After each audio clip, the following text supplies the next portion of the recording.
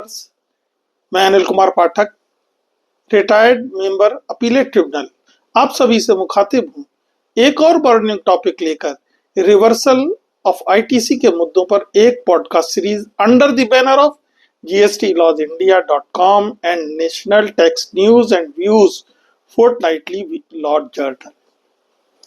आज हम आईटीसी पर चर्चा करेंगे। आईटीसी एक ऐसा विषय है जिसके बारे में सामान्य जनता भी काफी कुछ नाम सुन चुकी है। आइए इसका कॉन्सेप्ट अच्छी तरह से समझते हैं। जीएसटी में प्रत्येक स्तर पर कर देयता होने और मार्केट को कॉम्पिटिटिव बनाए रखने के लिए कैस्केडिंग इफेक्ट के रिमूवल के लिए आईटीसी का प्रयोग करना अपरिहार्य है। आज हम केवल आईटीसी के लिए दिए निर्धारित सेक्शन 16(1) और 16(2) पर विस्तृत चर्चा करते हैं। इसकी अनुमन्यता जीएसटी एक्ट के चैप्टर 5 के सेक्शन 16(1) में विस्तार से दी गई है।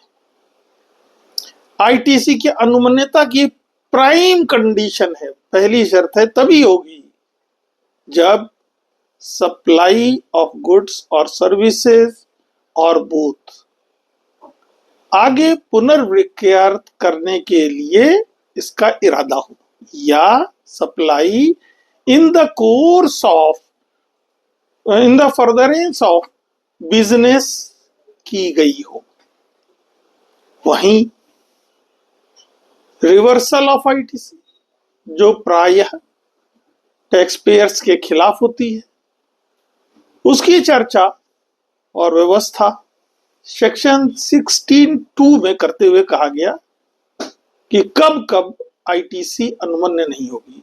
अब देखिए कब कब आईटीसी की अनुमन्यता पर रोक लगाई गई, क्या नहीं होगा कि आईटीसी नहीं मिलेगी। पहली, अगर आईटीसी के दावेदार के पास सप्लायर द्वारा जारी टैक्स इनवॉइस या डेबिट नोट नहीं होगा तो आईटीसी अलाउ नहीं की जाएगी। दूसरा क्या है? दूसरा है सप्लायर द्वारा सेक्शन 37 के तहत निर्धारित तरीके से GSTR1 फाइल ना किया गया हो। ये भी समझ लीजिए, अगर सप्लायर नहीं GSTR1 फाइल करेगा तो आईटीसी नहीं दी जाएगी। तीसरा, दावेदार ने, आईटीसी के दावेदार ने वास्तव में गुड्स या सर्विस या दोनों प्राप्त ही ना की हो, प्राप्त नहीं की होंगी तो भी नहीं मिलेगी।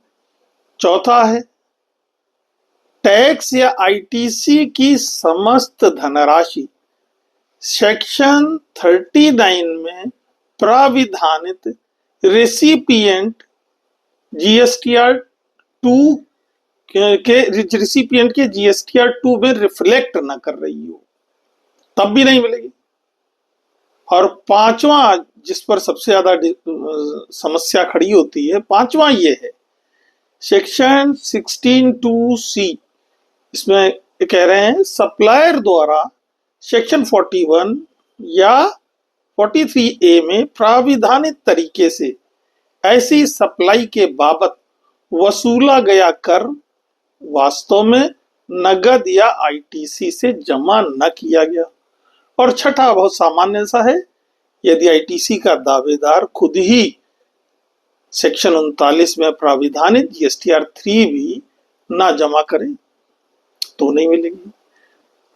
अब देखिए, ये जो आईटीसी का दावेदार यानी रिसिपिएंट ऑफ गुड्स और सर्विसेज और बोथ है, ये पांचवें बिंदु को छोड़कर अन्य बिंदुओं के संबंध में तो कार्रवाई कर सकता है, पूरा कर सकता है, लेकिन पांचवें बिंदु की जांच पड़ताल कर सुनिश्चित करना कि सही है, ये किसी दावेदार के लिए लगभग असंभव सा है। यहां यह भी देखना होगा कि जीएसटी के सेक्शन 155 के अनुसार आईटीसी की अनुमान्यता के लिए बर्डन ऑफ प्रूफ को रेसिपिएंट पर उसका दायित्व कानून ने डाला हुआ है। अब हम आपको एक छोटे से उदाहरण से समझा रहे हैं, थोड़ी दूर है, जैसे दो दूरी में सप्लायर और रिसिपिएंट के मध्य काफी दूरी है। कानपुर का कोई सुपारी विक्रेता है और केरल के किसी सप्लायर से सुपारी मंगा रहा है, तो वो ये तो चेक कर लेगा कॉमन पोर्टल पे gst.gov.in पर, उसका जीएसटी चेक कर लेगा।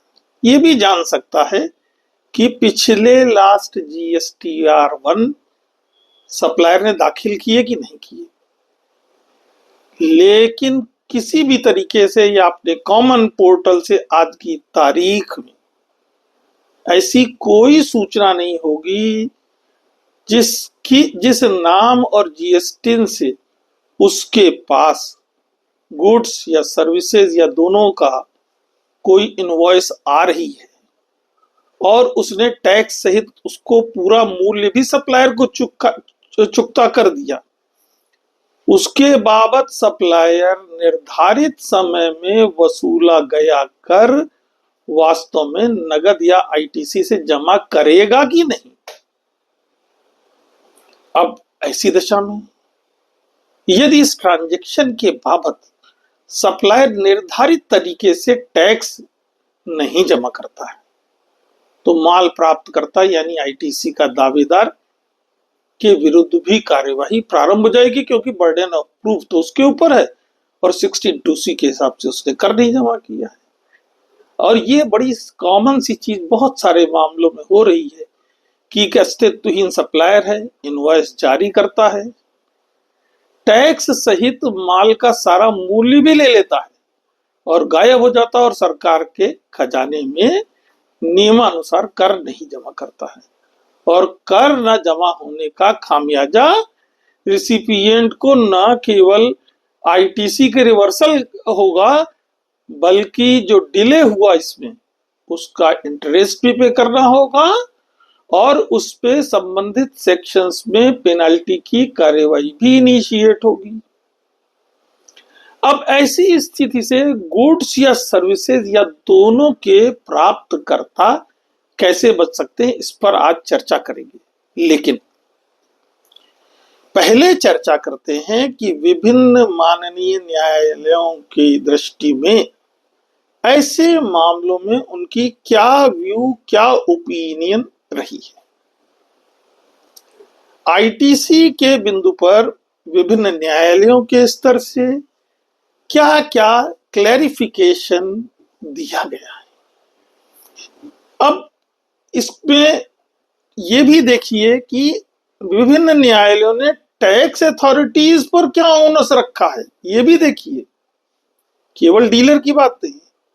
उन्होंने सप्लाई और ये कहा है हाई कोर्ट ने कि उन्हें सप्लायर के साथ साथ रिसिपिएंट के साथ साथ सप्लायर दोनों की जांच करना होगा।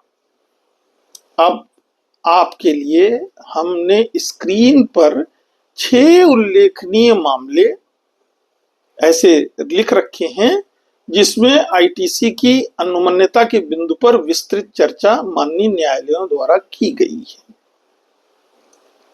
पहला काम ये करते हैं कि आईटीसी का दावा करने वाले रेसिपिएंट पर माननीय उच्चतम न्यायालय का बर्डन ऑफ प्रूफ के संबंध में क्या ओपिनियन है। इस संबंध में एक उल्लेखनीय मामला, यद्यपि ये मामला कर्नाटक वैट से रिलेटेड है, लेकिन शर्तें लगभग जीएसटी के ही प्रकार की हैं। The state of Karnataka versus messrs e-com Gill coffee trading private limited, NTN के वॉल्यूम 23 में 230 में छपा हुआ है। यह मामला कर्नाटक वैट का है। अपना निर्णय देते हुए माननीय न्यायालय ने पैरा 9.1 में कहा कि आईटीसी का दावा करने वाले रिसिपिएंट पर ही यह दायित्व होगा कि दावा सही है नहीं।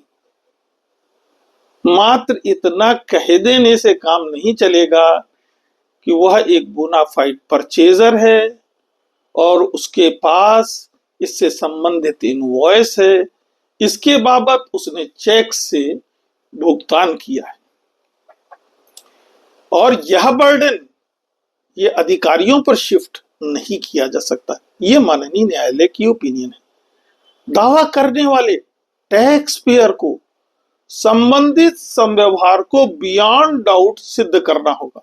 ये माननीय न्यायालय ने अपेक्षा की है।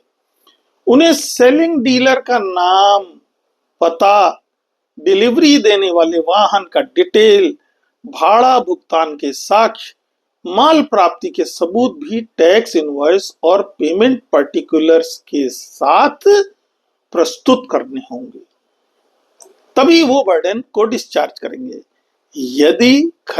एक और बात है, यदि खरीदार फिजिकल मूवमेंट ऑफ गुड्स भी नहीं सिद्ध कर पाते तो असेसिंग ऑफिसर का आईटीसी अस्वीकार करने का निर्णय सर्वथा उचित होगा।